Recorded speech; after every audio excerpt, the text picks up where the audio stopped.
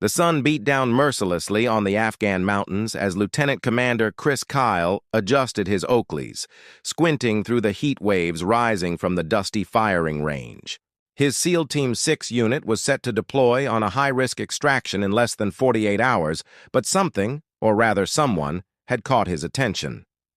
A woman stood alone at the far end of the range, her stance relaxed yet professional as she handled a Barrett M82A1 with unmistakable familiarity. Kyle watched, intrigued, as she made micro-adjustments to the scope that only someone with extensive training would know to make. The massive .50 caliber rifle looked almost too big for her frame, but she moved with it like it was an extension of herself.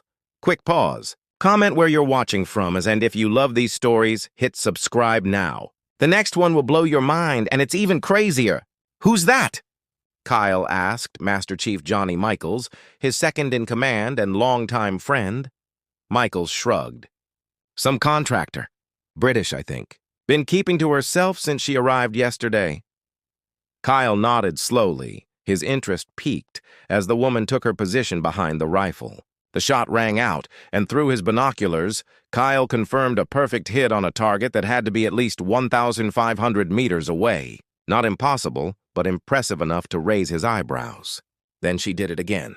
And again. 5 shots, 5 hits, with barely a pause between them. Decision made, Kyle approached her as she was breaking down her weapon with practiced efficiency. "That's some shooting," he said, extending his hand. "Lieutenant Commander Chris Kyle." She looked up, unimpressed by the introduction. "Captain Lydia Morgan." Her accent confirmed Michael's guess. Definitely British. Her handshake was firm, calloused. "Former SAS," she added, almost as an afterthought, continuing to clean her Barrett. "What brings SAS to our little corner of hell?" Kyle asked, crouching beside her. Morgan's eyes, sharp as a hawk's, met his. "Same as you, I expect. Following orders." The conversation might have ended there if not for the radio call that came through. Kyle's designated sniper had been evacuated with appendicitis. Their mission, extracting a high-value intelligence asset from a Taliban stronghold, was now compromised without overwatch. Kyle looked at Morgan, then at her Barrett, an idea forming. "How'd you like to join a SEAL team for a day or two?" She smiled then, just barely. "I've worked with Lieutenant Marcus Luttrell before. If he vouches for you, I'm in." What Kyle didn't know then, what he wouldn't discover until they were deep in mission planning, was exactly who he'd recruited. Lieutenant Luttrell pulled him aside that evening, his expression serious. "You know who she is, right?" Luttrell asked. "That woman holds an unofficial record. 3,247 meters. A shot no one talks about because the operation was blacker than black." Kyle's skepticism must have shown on his face. "It's true," Luttrell insisted. "Iraq, 2011.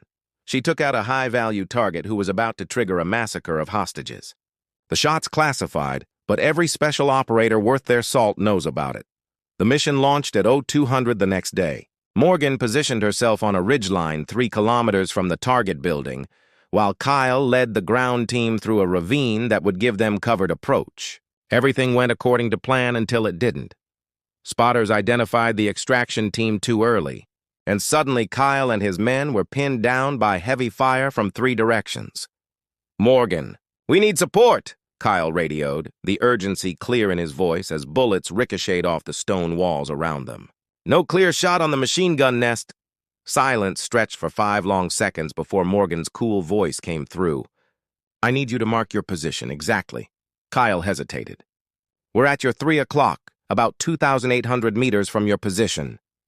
"I know where you are," she replied. "I need you to mark it precisely." "Smoke now." Understanding dawned on Kyle like a cold wave. She was going to shoot danger close, with a .50 caliber round that could tear through flesh and bone like paper. Trusting her completely or dying were the only options. "Popping green smoke," Kyle confirmed, giving the order. Through his tactical scope, Kyle watched as the machine gunner's position exploded in a spray of dust and debris, then another. And another. Morgan was systematically eliminating every threat, making shots that defied both physics and belief. When the extraction team finally reached their pickup zone, Kyle looked back toward the distant ridge where Morgan had been positioned. He couldn't see her, but he knew she was watching, the Barrett still warm in her hands. 3 days later, when they returned to base, Kyle sought her out. "That shot," he said simply. 3,247 meters. "It's true, isn't it?" Morgan regarded him steadily. "The record doesn't matter, Commander. The lives saved do." Kyle nodded slowly, extending his hand again. "How would you feel about training some SEALs on long-distance shooting?" For the first time, Morgan smiled fully. "I thought you'd never ask." The Afghan dust swirled across Forward Operating Base Rhino as Commander William McRaven paused mid-stride, his attention caught by a solitary figure at the far end of the makeshift armory. The woman worked with methodical precision, her hands moving with practiced efficiency as she assembled a Barrett .50 caliber sniper rifle.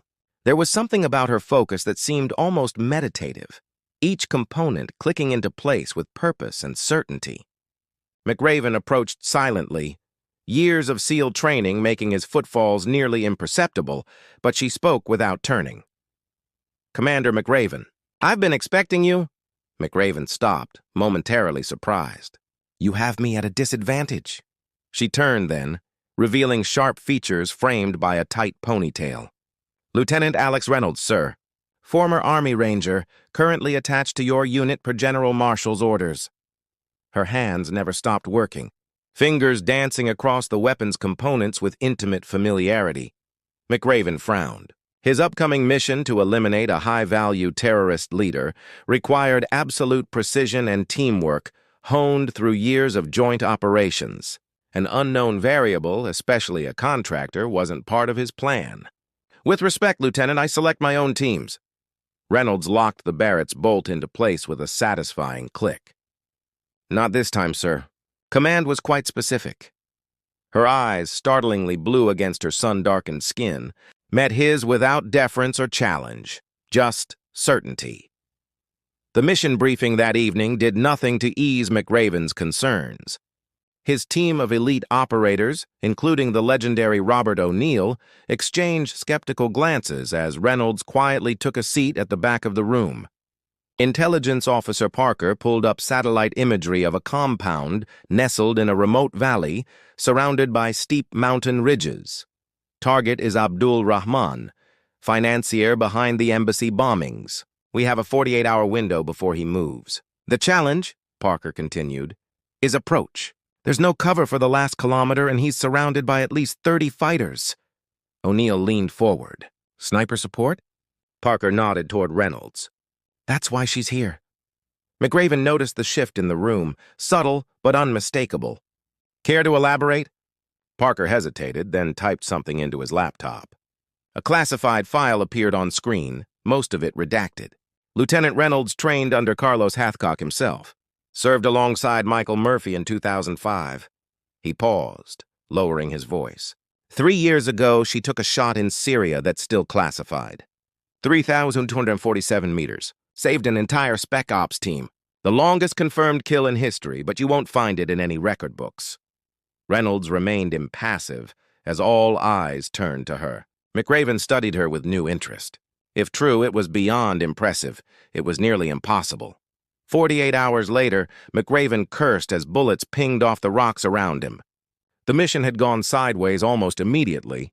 Their insertion point compromised, communications jammed, and his team separated. Half were with him, pinned down in a shallow ravine, while the other half were somewhere on the eastern slope, with no way to coordinate. "We need to move before they flank us," O'Neill shouted over the gunfire, his face streaked with dirt and sweat. McRaven keyed his backup radio. "Reynolds, do you copy?" Static answered him. He tried again, desperation creeping into his voice. "Reynolds, if you're out there, we need support." Southern Ravine, heavily engaged. More static than a calm voice broke through. "I have eyes on you, Commander. Count 19 hostiles in elevated positions. I'm 3,286 meters out on the northern ridge." McRaven exchanged glances with O'Neill. That distance was beyond what most snipers would even attempt. "Can you make that shot?" A beat of silence. "I've made it before." The first shot came like thunder, a deep, resonant crack that echoed across the valley.